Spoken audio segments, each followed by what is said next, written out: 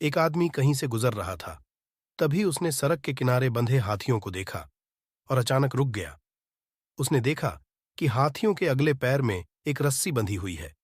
उसे इस बात का बड़ा अचरज हुआ कि हाथी जैसे विशालकाय जीव लोहे की जंजीरों की जगह बस एक छोटी सी रस्सी से बंधे हुए हैं।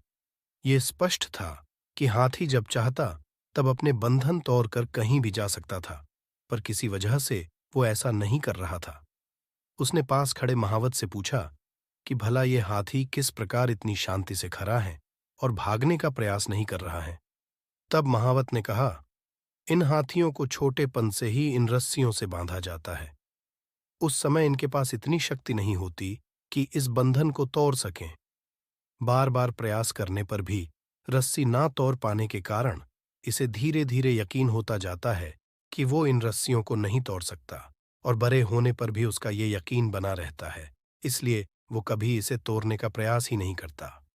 आदमी आश्चर्य में पड़ गया कि ये ताकतवर जानवर सिर्फ इसलिए अपना बंधन नहीं तोड़ सकता क्योंकि वो इस बात में यकीन करते हैं।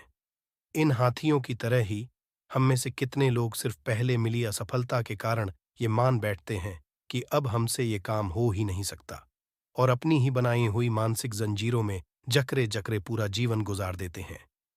याद रखिए, असफलता जीवन का एक हिस्सा है और निरंतर प्रयास करने से ही सफलता मिलती है।